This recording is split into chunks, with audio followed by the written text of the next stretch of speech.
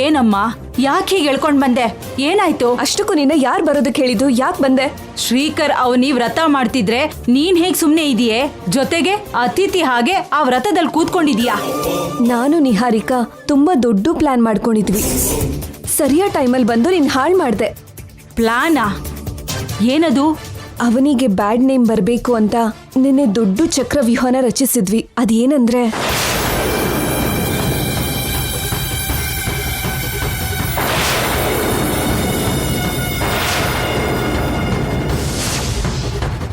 ಅದು ನಮ್ಮ ಪ್ಲಾನ್. ನೀನ್ ಬರ್ಲಿಲ್ಲ ಅಂದಿದ್ರೆ ಭಾಗ್ಯನ ಅವನಿಗೆ ಕೊಡ್ತಿದ್ಲು.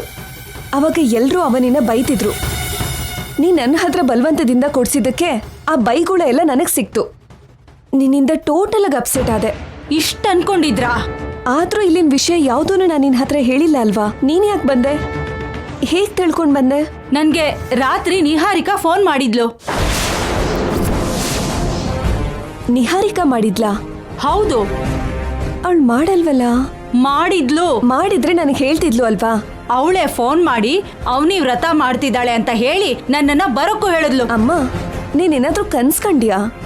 ಏನಮ್ಮ ಹಾಗ್ ಮಾತಾಡ್ತಿದ್ಯಾ? ಅವಳೇ ಪ್ಲಾನ್ ಮಾಡಿ ಅವಳೇ ಯಾಕೆ ಇನ್ಫಾರ್ಮ್ ಮಾಡ್ತಾಳೆ? ಅಲ್ಲ ಆಂಟಿ, ನೀವ್ ಯಾಕೆ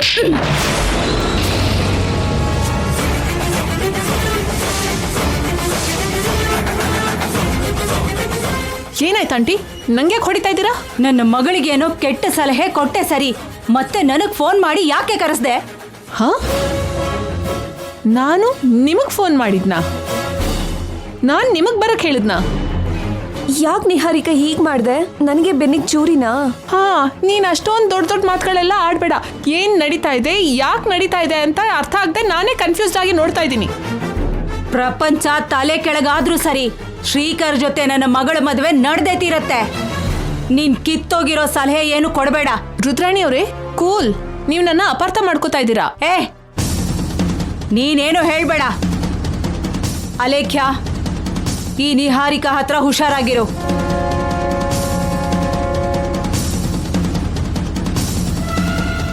ನನಗೆ ಇಂಥ ದ್ರೋಹ ಮಾಡ್ತೀಯಾ? ಯಾಕೆ ಹೀಗ್ ಮಾಡ್ದೆ? ನನ್ ಮೇಲೆ ಆಣೆ, ನಾನ್ ನಿಮ್ಮಮ್ಮನ್ಗೆ ಫೋನ್ ಮಾಡ್ಲಿಲ್ಲ. ನನ್ ಪ್ಲಾನ್ ನನ್ ಕೈಯಾರೆ ನಾನ್ ಯಾಕೆ ಹಾಳು ಮಾಡ್ಕೋತೀನಿ ಹೇಳು? ಮತ್ತೆ ಯಾರು ಮಾಡಿರ್ತಾರೆ? Hi villains.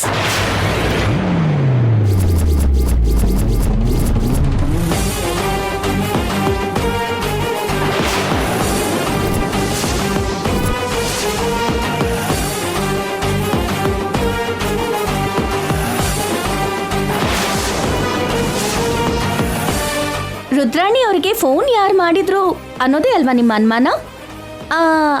ನಾನೊಂದು ಚಿಕ್ಕ ಫ್ಲಾಶ್ ಕಟ್ ಹಾಕ್ತೀನಿ, ನೋಡ್ಕೊಂಬಿಡಿ.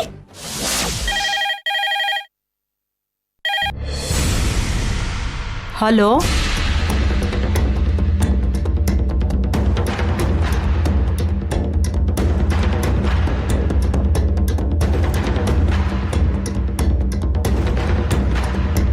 ಯಾರೂ ಮಾತಾಡ್ತಿಲ್ವಲ್ಲ?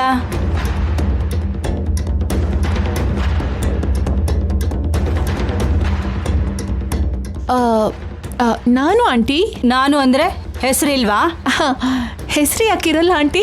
ಇದೆ ಆಂಟಿ. ಹಾಗಾದ್ರೆ ಹೇಳು. ನಿಹಾರಿಕಾ ಅಂತ. ಓ, ನೀನಾ ಅಮ್ಮ? ಏನ್ ವಿಷಯ? ಈ ಸಮಯದಲ್ಲಿ ಫೋನ್ ಮಾಡಿದ್ಯಲ್ಲ? ಒಂದು ಮುಖ್ಯವಾದ ವಿಷಯ ಹೇಳೋಣ ಅಂತ ಫೋನ್ ಮಾಡಿದೆ ಆಂಟಿ. ಹೇಳಮ್ಮ. ಅಲೇಖ್ಯಾಗೆ ಶ್ರೀಕರ್ಗೆ 4 ದಿನದಲ್ಲಿ ಮದ್ವೆ ಇರ್ಬೇಕಾದ್ರೆ ಅಲೇಖ್ಯಾಗೆ ಅನ್ಯಾಯ ಮಾಡೋದಕ್ಕೆ ಆ ಅವನಿ ಏನ್ ಮಾಡ್ತಿದ್ದಾಳೆ ಅಂತ ಗೊತ್ತಾ ಆಂಟಿ? ಏನ್ ಮಾಡ್ತಿದ್ದಾಳೆ? ಗಂಡನ್ ಜೊತೆ ಸೇರಿ ನಾಳೆ ಸೌಭಾಗ್ಯ ಲಕ್ಷ್ಮಿ ವ್ರತ ಮಾಡ್ತಾ ಇದ್ದಾಳೆ. ಹೌದಾ? ಹೌದು ಆಂಟಿ.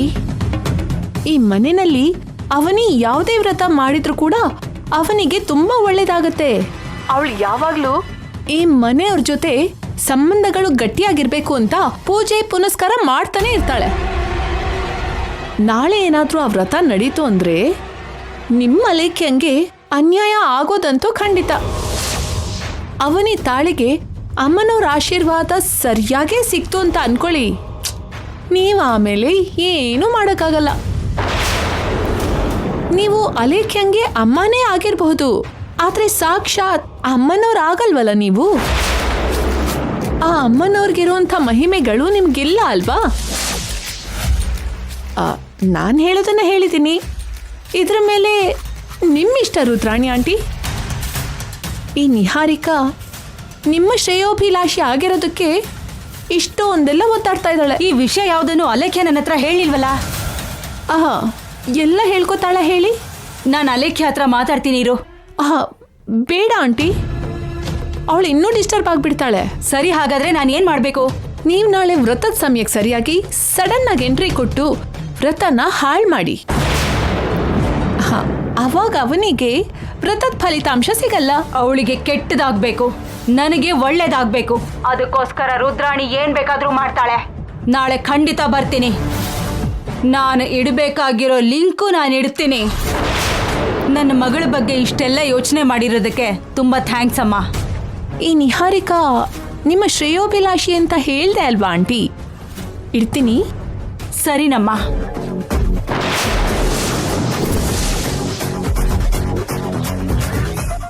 ಅರ್ಥ ಆಯ್ತಾ ನಿಮಗೆ? ವ್ರತಾನ್ ಹಾಳು ಮಾಡಿದ್ರೆ ನನಗೆ ನಷ್ಟ ಅಲ್ವಾ ಅಂತ ನೀವು ಅನ್ಕೋಬೋದು. ಆದರೆ ನಾನು ಯಾಕೆ ಹಾಗೆ ಮಾಡಿದೆ ಅಂದರೆ ನೀವೇನೋ ಮಾಡ್ತಿದ್ದೀರಾ ಅಂತ ನನಗೆ ಅರ್ಥ ಆಯಿತು. ಅದಕ್ಕೆ ಅದನ್ನು ಉಲ್ಟಾ ಮಾಡಬೇಕು ಅಂತ ಹಾಗೆ ಮಾಡಿದೆ. ಈ ವ್ರತದಲ್ಲಲ್ಲ ಅಂದರೂ ಮತ್ತೊಂದು ಸಲ ಆದರೂ ಅಮ್ಮನವರು ನನಗೆ ಆಶೀರ್ವಾದ ಮಾಡ್ತಾಳೆ. ನನಗಾ ಚಿಂತೆ ಇಲ್ಲ.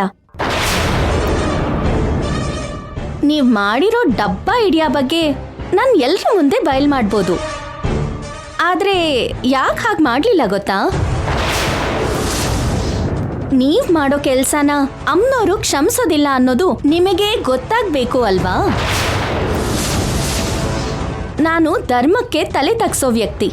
ಅಧರ್ಮವಾಗಿ ನೀವು ನಡ್ಕೊಂಡಾಗ ಅವನಿ ರಿಯಾಕ್ಷನ್ ಹೇಗಿರತ್ತೆ ಅನ್ನೋದು ನಿಮಗೆ ಗೊತ್ತಾಗಬೇಕು. ಅದಕ್ಕೆ ಹೇಳಲಿಲ್ಲ. ಇನ್ನು ನನ್ನ ಭಾವನ ಜೊತೆ ಅಂತೀರಾ? ಅದನ್ನು ಆಲ್ರೆಡಿ ಅಮ್ಮನವರು ಡಿಸೈಡ್ ಮಾಡಿಬಿಟ್ಟಿರ್ತಾಳೆ. ನೀನ್ ನನ್ನ ಭಾವಂಗೋಸ್ಕರ ತುಂಬಾ ವರ್ಷ ಕಾದಿದ್ಯಾ ಅಂತ ಗೊತ್ತಾದಾಗ ನಿನ್ನಲ್ಲಿ ನಂಗೆ ಸ್ವಲ್ಪನಾದ್ರೂ ಪ್ರಾಮಾಣಿಕತೆ ಕಾಣಿಸ್ತು. ಆದ್ರೆ ನೀನಿಲ್ಲಿಗೆ ಬಂದ್ಮೇಲಂತೂ ತುಂಬಾನೇ ಬದಲಾಗಿದ್ಯಾ. ನಿಹಾರಿಕಾ ಜೊತೆ ಸೇರಿ ಕೆಟ್ಟೋಗಿದ್ಯಾ. ಕೆಲವರಂತೂ ತಾವು ಅನ್ಕೊಂಡಿದ್ದನ್ನ ಪಡ್ಕೊಳ್ಳೋದಕ್ಕೋಸ್ಕರ ನಿನ್ನ ಹಾಗೆ ನಡ್ಕೊಳ್ತಾರೆ. ನಿನ್ನಂತವ್ರಿಗೆ ಗೊತ್ತಾಗಬೇಕಾಗಿರೋ ಪದ್ಧತಿನಲ್ಲೇ ಬುದ್ಧಿ ಕಲಿಸ್ಬೇಕು.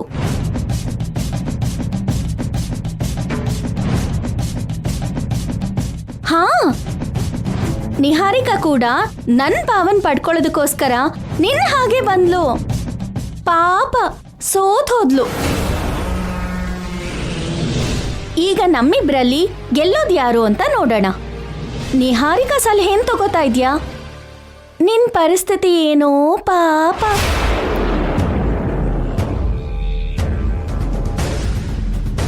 ನಿಹಾರಿಕಾ, ಏಯ್, ನೀನ್ ಅವನಿ ಮಾತನ್ನ ಸೀರಿಯಸ್ ಆಗಿ ತಗೋಬೇಡ. ನಿಮ್ಮಮ್ಮ ಅಪಾರ್ಥ ಮಾಡ್ಕೊಂಡ ಹಾಗೆ ನೀನು ಅಪಾರ್ಥ ಮಾಡ್ಕೋಬೇಡ. ಯಪ್ಪ ದೇವ್ರೆ, ಈ ಮನೆಯಲ್ಲಿ ಅಷ್ಟಕ್ಕೂ ಏನ್ ನಡೆಯುತ್ತೋ ಏನು. ಅಕ್ಕ,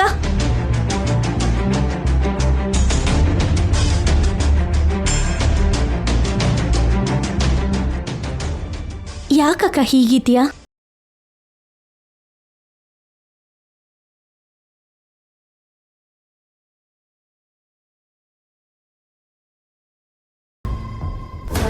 ಯಾಕಕ್ಕ ಬೇಜಾರ್ ಮಾಡ್ಕೋತೀಯಾ? ನಾವು ಸರಿಯಾಗಿ ವ್ರತ ಮಾಡಿದ್ವಿ ಅಲ್ವಾ? ಮತ್ತೆ ಬಾಗ್ನ ಕೊಟ್ಟಾಗ ಬೆಂಕಿ ಯಾಕೆ ಬಂತು? ಅಲೇಖ್ಯ ಕೈಯಲ್ಲಿ ರುದ್ರಾಣಿ ಬಾಗ್ನ ಕೊಡ್ಸಿದ್ದಕ್ಕೆ ಆ ಅಮ್ಮನವ್ರಿಗೆ ಕೋಪ ಬಂದಿರತ್ತೆ. ಅದಕ್ಕೆ ಹಾಗೆ ನಡ್ತಿದೆ. ನನಗೂ ಹಾಗೆ ಅನ್ನಿಸ್ತಮ್ಮ. ಅವನಿ ಹೋರಾಟದಲ್ಲಿ ನ್ಯಾಯ ಇದೆ. ಅದಕ್ಕೆ ನಿನ್ ಜೊತೆಗೆ ನಾನು ಕೂಡ ಅವನಿಗೆ ಜೊತೆಯಾಗಿ ನಿಲ್ತಾ ಇದ್ದೀನಿ. ನಮ್ಮ ಸಪೋರ್ಟ್ ಅವನಿಗಿಲ್ಲ ಅಂದ್ರೂ ಅವಳು ಶ್ರೀಕರ್ನ ಕಾಪಾಡ್ಕೋತಾಳೆ ಅನ್ನೋ ನಂಬಿಕೆ ನನಗಿದೆ. ಯಮಧರ್ಮರಾಜನಿಂದ ತನ್ನ ಗಂಡನ ಪ್ರಾಣನ ಕಾಪಾಡ್ಕೊಳ್ಳೋದಕ್ಕೆ ಸತಿ ಸಾವಿತ್ರಿ ಎಷ್ಟು ಹೋರಾಡಿದ್ಲೋ, ಅವನಿ ಕೂಡ ಆ ರಾಕ್ಷಸರ ಜೊತೆ ಅಂಥದ್ದೇ ಹೋರಾಟ ಮಾಡ್ತಾ ಇದ್ದಾಳೆ. ಅವನಿ ಇಲ್ದೇನೆ ಶ್ರೀಕರ್ ಇರೋದಿಲ್ಲ, ಶ್ರೀಕರ್ ಇಲ್ದೇನೆ ಅವನಿ ಇರೋದಿಲ್ಲ. ಇವರಿಬ್ರು ಇಲ್ದೇನೆ ನಾವಿಬ್ರು ಇರೋದಿಲ್ಲ. ಅದಕ್ಕೆ ಅಪ್ಪ ಅಮ್ಮ ಅವನಿಗೆ ಜೊತೆಯಾಗಿ ನಿಂತಿದ್ದಾರೆ. ತಪ್ಪದೇನೆ ಒಳ್ಳೇದೇ ನಡೆಯುತ್ತೆ. ಆದರೆ ಅಲ್ಲಿ ಭಾಗ್ಯನಕ್ಕೆ ಬೆಂಕಿ ಹತ್ಕೊಂಡಿದ್ದು ಯಾಕೋ ನನಗೆ ಅರ್ಥನೇ ಆಗ್ತಿಲ್ಲ. ದೇವ್ರ ಮುಂದೆ ಏನೇ ನಡೆದ್ರು ಅದನ್ನ ದೈವಲೀಲೆ ಅನ್ಕೋಬೇಕು ಬಾವ. ಒಳ್ಳೇದು ಕೆಟ್ಟದು ಅಮ್ಮನವರೇ ನೋಡ್ಕೋತಾಳೆ. ಅವನಿ, ನಿನಗೊಂದು ಸೈನ್ಯದ ಹಾಗೆ ನಾವೆಲ್ಲ ಇದ್ದೀವಿ. ನೀನೇನು ಭಯ ಪಡಬೇಡ. ಆದರೆ ಅಲ್ಲಿ ನನ್ನ ತಂಗಿ ಮನೆ ಬಿಟ್ಟು ಹೋಗಬೇಕು ಅಂತ ಕೇಳ್ಕೊಳ್ಳೋ ರಾಕ್ಷಸ ಸೈನ್ಯ ಇದೆ ಅಲ್ವಾ ಶ್ರೀಕರ್? ಆ ರಾಕ್ಷಸ ಸೈನ್ಯನ ಸೀತಾರಾಮರನ್ನ ಒಂದು ಮಾಡಿದ ವಾನರ ಸೇನೆಯಾಗಿ ಬದಲಾಯಿಸ್ಕೋಬೇಕಮ್ಮ. ಅವನಿ ಮೇಲೆ ಅವರು ಬಿಸಾಕ್ತಿರೋ ಕಲ್ಲುಗಳಿಂದ ರಾಮ ಸೇತುವೆನ ನಿರ್ಮಾಣ ಮಾಡ್ಕೋಬೇಕು. ಸೀತಾರಾಮರ್ ತರ ಇರೋ ಇವರಿಬ್ರು ಬೇರೆ ಆಗದಿರೋ ಹಾಗೆ ಪ್ರಯತ್ನ ಮಾಡೋಣ. ನೀವೇನು ಚಿಂತೆ ಮಾಡಬೇಡಿ. ಅವನಿ ಯಾವತ್ತಿಗೂ ನನ್ನಿಂದ ದೂರ ಆಗಲ್ಲ ಅನ್ನೋ ನಂಬಿಕೆ ನನಗಿದೆ. ಸರಿ, ನಾನು ರೆಡಿಯಾಗಿ ಆಫೀಸಿಗೆ ಹೊರಡ್ತೀನಿ.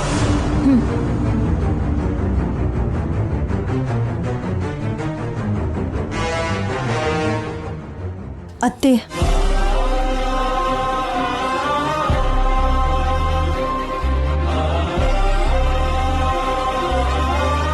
ಈ ಮದುವೆ ನಿಲ್ಲೋವರೆಗೂ ಅವನಿಗೆ ಸಪೋರ್ಟ್ ಆಗಿರಿ ಅತ್ತೆ. ನಿಮ್ಮನ್ನ ಯಾವತ್ತೂ ಅತ್ತೆ ಅಂತ ಕರೆದಿಲ್ಲ. ಈ ವಿಷಯದಲ್ಲಿ ಕರೀತಿದ್ದೀನಿ.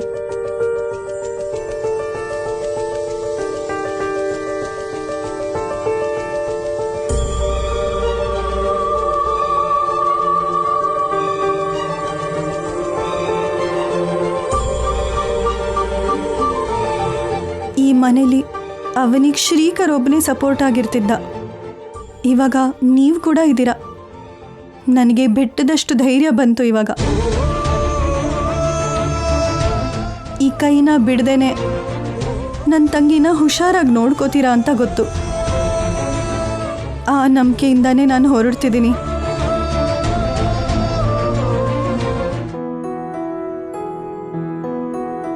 ಎಲ್ಲ ಒಳ್ಳೇದೇ ಆಗುತ್ತೆ ಅವನಿ. ಇನ್ನು ನಾನು ಹೋಗಿ ಬರ್ತೀನಿ.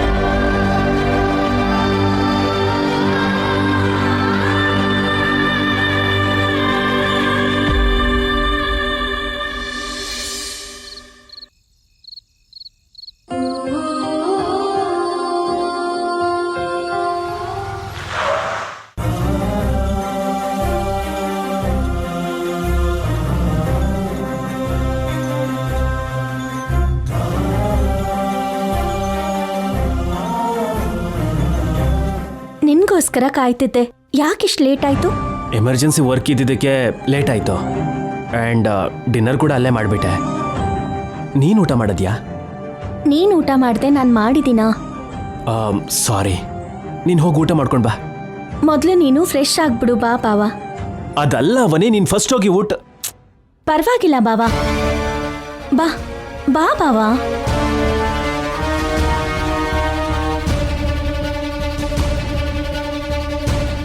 ಬಾ ಬಾವ.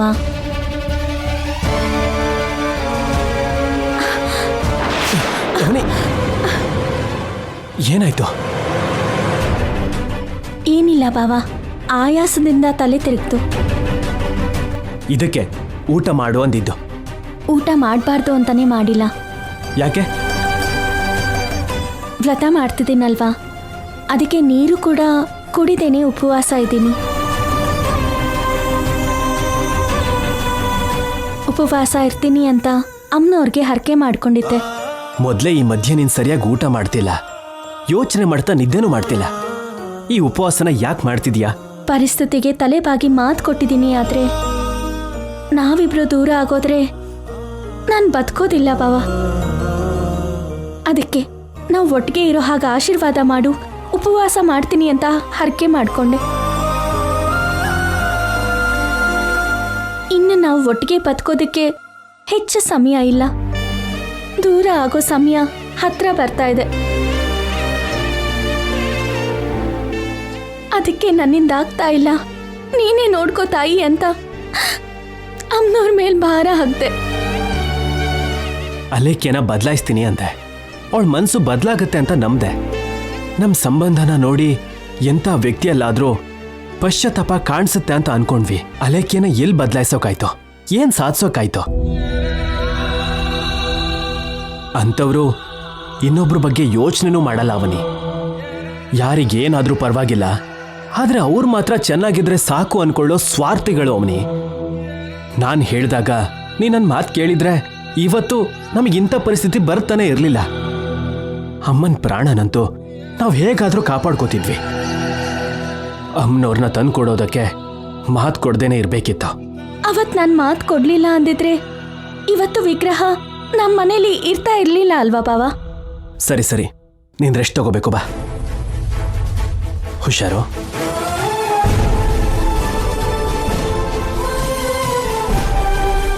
ಹುಷಾರು ಅವನಿ, ಕೂತ್ಕೋ.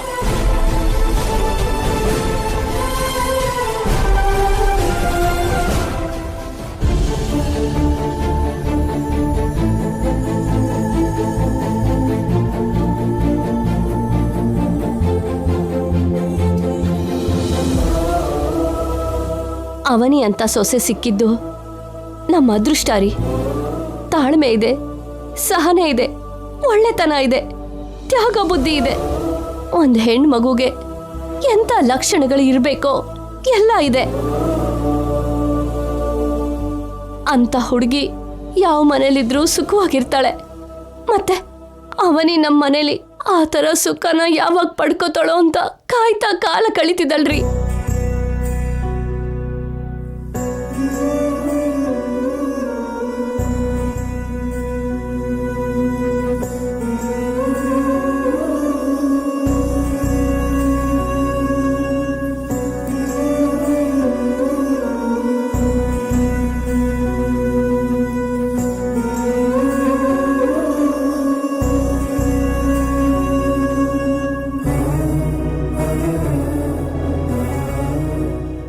ನಾವು ಅವನಿಗೆ ಸಪೋರ್ಟಾಗಿ ನಿಂತಿದ್ದೀವಿ ಹೊರತು ನಾವೇನು ಮಾಡೋಕ್ಕಾಗ್ತಿಲ್ಲ ವೇದ. ನನ್ನ ತಂಗಿ, ನನ್ನ ಭಾವ ಸತ್ತೋದ್ಮೇಲೂ ಕೂಡ ಇಬ್ಬರು ಸೋದರ ಸೊಸೆನೂ ತುಂಬ ವರ್ಷಗಳಿಂದ ನಮ್ಮಿಂದ ದೂರನೇ ಇದ್ರು. ಈಗ ಹತ್ರ ಬಂದಿದ್ದಾರೆ. ಆದರೂ ಸರಿ, ಅವ್ರಿಗೋಸ್ಕರ ನಾವು ಏನು ಮಾಡೋಕ್ಕಾಗ್ತಿಲ್ಲ. ಕೊಟ್ಟ ಮಾತುಗೋಸ್ಕರ ಅವನಿ ಮಾತು ಕೇಳ್ತಿಲ್ಲ. ಬಾಗ್ನಾನ ಅಲೇಖ್ಯ ಕೊಟ್ಟಿದ್ದಕ್ಕೆ ಎಲ್ಲರಿಗೂ ತೊಂದರೆ ಆಯ್ತು. ಆ ಅಲೇಖ್ಯ ಮಾತ್ರ ಯಾವುದೇ ಪರಿಸ್ಥಿತಿಲೂ ನಮ್ಮ ಮನೆಗೆ ಸೊಸೆಯಾಗಿ ಬರಬಾರ್ದು. ಅವನಿಗೆ ಅನ್ಯಾಯ ಆಗ್ಬಾರ್ದು. ಹುಚ್ಚು ಪ್ರೀತಿಯಿಂದ, ಅರ್ಥವಿಲ್ದ ಹಠದಿಂದ ಶ್ರೀಕರ್ನ ಬಿಡೋಲ್ಲ ಅಂತಿದ್ದಾಳೆ. ಗಂಡ ಹೆಂಡತಿ ಸಂಬಂಧನ ಕಿತ್ತಾಕ್ಬೇಕು ಅನ್ನೋ ಸ್ವಾರ್ಥದಿಂದ ಹಠ ಮಾಡಿ ಕೂತಿದ್ದಾಳೆ. ಮನುಷ್ಯನ್ಗೆ ಅಷ್ಟೊಂದು ಸ್ವಾರ್ಥ ಇರಬಾರ್ದು ವೇದ. ಶಿಸ್ತನ್ನ ತಪ್ಪಬಾರ್ದು ಅಂತ ಪ್ರತಿ ಶಾಲೆಯಲ್ಲೂ, ಹೂವನ್ನ ಕೀಳಬಾರ್ದು ಅಂತ ಪ್ರತಿ ತೋಟದಲ್ಲೂ, ನಿಯಮನ ತಪ್ಪಬಾರ್ದು ಅಂತ ಪ್ರತಿ ಆಟದಲ್ಲೂ ಬರ್ದಿರುತ್ತೆ. ಸ್ವಾರ್ಥದಿಂದ ಯಾವ ಬಂಧನೂ ಬಲಿ ತಗೋಬಾರ್ದು ಅಂತ ಮಾನವ ಸಂಬಂಧದಲ್ಲಿ ಬರ್ದಿದ್ರೆ ಚೆನ್ನಾಗಿರ್ತಿತ್ತು. ಅವಾಗಾದ್ರೂ ಅಲೇಖ್ಯ ಅಂತವ್ರಿಗೆ ಬುದ್ಧಿ ಇರ್ತಿತ್ತು. ನೀತಿ ಮಾತುಗಳು ಅಲೇಖ್ಯ ಅಂತವ್ರ ಮನಸ್ಸನ್ನ ಬದಲಾಯಿಸೋದಿಲ್ಲ ವೇದ. ಅಲೇಖ್ಯಗೆ ನಿಹಾರಿಕಾ ಸಪೋರ್ಟ್ ಆಗಿ ನಿಂತಿದ್ದಾಳೆ. ನಿಹಾರಿಕಂಗೆ ಮೊದಲು ಬುದ್ಧಿ ಹೇಳ್ಬೇಕ್ರಿ. ಉಪವಾಸ ಮಾಡ್ತಾ ಏನು ತಿಂದೇನೆ ಹಾಗೆ ಸುಸ್ತಾಗಿ ಮಲ್ಕೊಂಡಿದ್ದಾಳೆ. ತನ್ನ ನೋವನ್ನ ಹೊರಗಡೆ ತೋರಿಸ್ಕೊಳ್ದೇನೆ ಎಲ್ಲರ ಮಧ್ಯೆ ನಾಟಕ ಮಾಡ್ತಿದ್ದಾಳೆ. ಆದರೆ ಒಳಗೆ ತುಂಬ ಕಷ್ಟಪಡ್ತಿದ್ದಾಳೆ. ಅವನಿಗೆ ಒಳ್ಳೆ ದಿನಗಳು ಬರಬೇಕು. ಹಾಗೆ ಬರೋದಕ್ಕೆ ನಮ್ಮ ಪರವಾದ ಪ್ರಯತ್ನನ ನಾವು ಮಾಡಬೇಕು. ನಮ್ಮಿಂದ ಏನು ಆಸೆ ಪಡೆದಿರೋ ಅವನಿಗೆ ನಾವು ಕೊಡೋ ಬೆಲೆ ಬಾಳೋ ಬಹುಮಾನ ಶ್ರೀಕರೇ ಆಗಬೇಕು.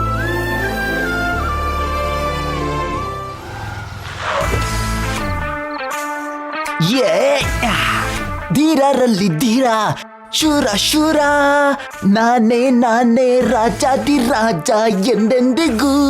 ಇವತ್ತು ಪುಂಗಿ ಆಡಿಸ್ತೀನಿ, ಈ ಕೃಷ್ಣ ಯಾರು ಅಂತ ತೋರಿಸ್ಬಿಡ್ತೀನಿ. ನನ್ನ ಬಾರೆ ಬಾರೆ ಬಾರೆ ಬಾರೆ